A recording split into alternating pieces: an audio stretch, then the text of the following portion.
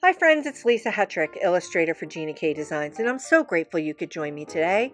I have a super fun, easy to make and put together holiday wreath card that I'm going to share with you today.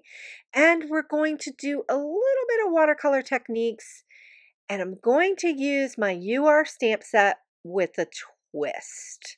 So, the UR stamp set comes with the wreath as one complete stamp, but I have cut the stamp apart so that I can use the three elements and some of the bits and bobbles to create the wreath that I want to create. Okay, and I also have this very Merry Christmas set from Emily Loggans, and I'm going to use one of her hand-lettered sentiments to go inside the wreath. So here are the supplies I'm going to be using for the card. I've got my Misty out, and I also have the Wreath Builder template from Gina K Designs because I am going to use it to create this wreath element and make it perfectly symmetrical and also get that like density of the shrubbery look in the wreath. And I have these distress inks. I have Festive Berries. I have Pine Needles and Mowed Lawn because again, we're going to use the distress inks for some watercolor techniques. I've got Gina K Designs Amalgam and Red Velvet. Now, originally I used Red Velvet to do the sentiment on this sample, but I'm not sure if I'm going to use it on this card. I might just use the Amalgam. So I have a piece of the craft cardstock cut to a 4¼ by 4¼ to make this little square card. And I have a piece of B watercolor paper cut to 4 inches. Okay, so I'm starting out with one of the elements from the wreath, and I'm going to position it onto the watercolor paper and then get it onto my Misty here. And I'm going to be alternating between the Mowed Lawn and the Pine Needles, inking it up and stamping it down onto my watercolor paper. And I've got my little water brush here, and you can see that I'm just adding water. I'm not squeezing the water brush. I'm just adding water and blending out that distress ink a little bit. But I want to retain the look of the stamped image, but just not as crisp. So I'm just kind of blurring it out a little bit to get this color effect that I'm trying to achieve with the watercolor. Okay, so now I'm going to turn the watercolor paper using the wreath builder and then just double checking it. I always do that, just double checking it to make sure it's landing where I want it to land. And then I've grabbed the Pine Needles distress ink and I'm going to repeat the same thing that I just did. But now we've got this variation of color. So we have the Pine Needles, which has a little more blue in it, and we have the Mowed Lawn, which is comes out to be kind of more of a limey green, which is kind of fun.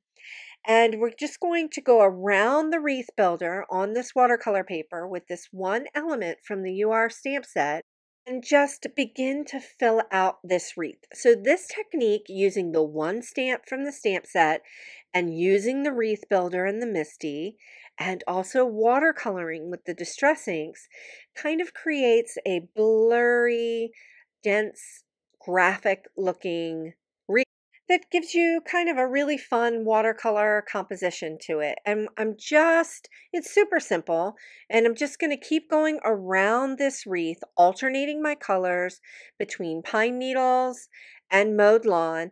And I am watering using the water brush in between each time that I stamp, because the distress ink has about 32 seconds or so, I believe, before it really starts to dry. So if you really want to use the distress ink as a watercolor medium, you need to work with it a little bit quicker.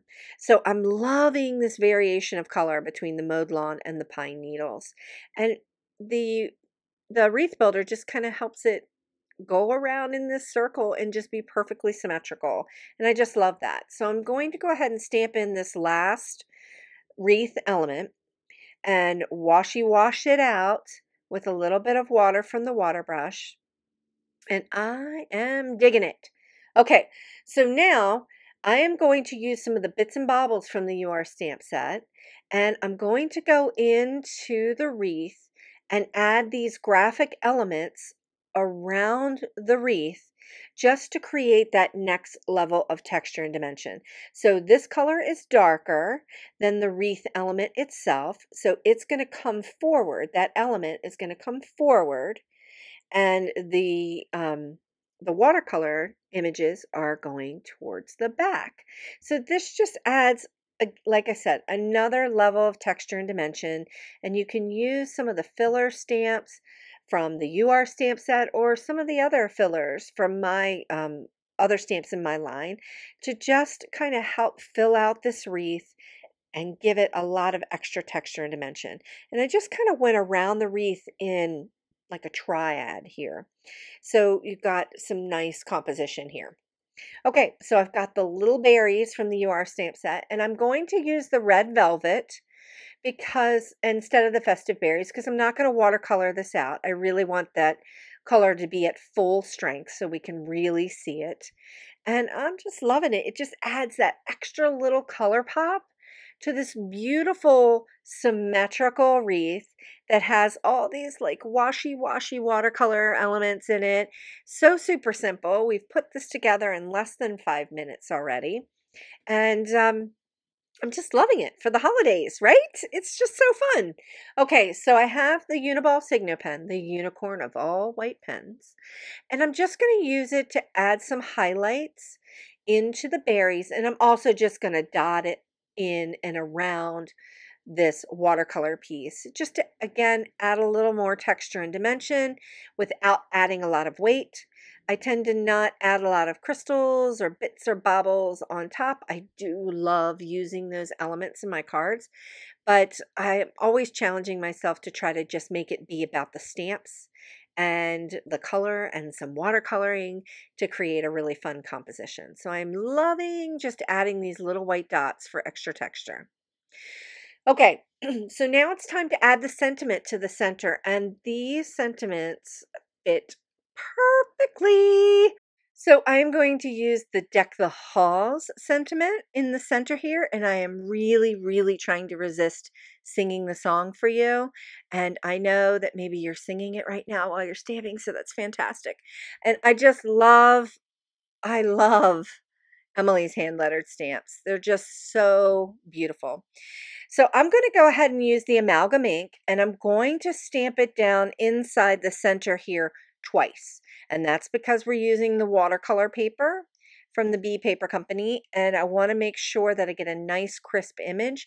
So sometimes with the amalgam and the watercolor paper, you have to stamp it twice so that you can get a really nice solid image.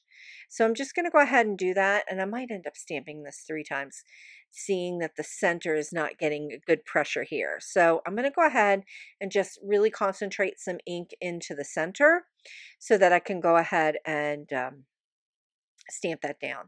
And my amalgam ink, my little cube, is super juicy, so I keep my tidy towel close by just in case I've kind of overdid it a little bit, and this time I did. So I'm going to go ahead and stamp that down and get a nice crisp image. And it looks like I'm still having some trouble with the center here, so I'm going to focus some ink in that area where I'm having some problems, and I'm going to go ahead and stamp it down. Sometimes it just takes more than 2 passes to get a really nice crisp look here. So I'm going to pull this up, and I'm really digging this. I love the washy watercolor effects that we get with the distress inks and just using that one element from the Wreath stamp. And this is such a super simple card. You could add so much more to this if you wanted to. You could add some bits and bobbles and jewels and maybe some copper metallics. You could do all kinds of things, but I'm going to keep this really simple for today's video tutorial. I've got some Connect glue here that I'm going to use to just put this card together. I love the Connect glue. I know a lot of people are big fans of it.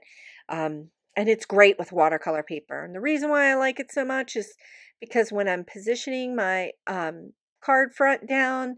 It gives me some time to kind of move it around. It works really well with watercolor paper as well.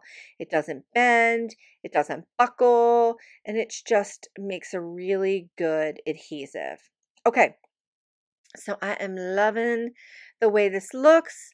I'm just going to add a little bit more white dots just to kind of make it fun and festive. And yeah, you could add some Nuvo drops to this, or like I said before, some crystals if you wanted to add a little more detail to the wreath. But I am loving this. I just think this is so super simple, really fun card, using some stamps and bits and bobbles and fillers that you have in your stash. And you could do this without the MISTI, just by drawing a circle down on the paper and using that as your guide. So really, really super simple.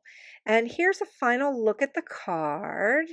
And I am loving it. And I hope you really enjoyed today's card tutorial.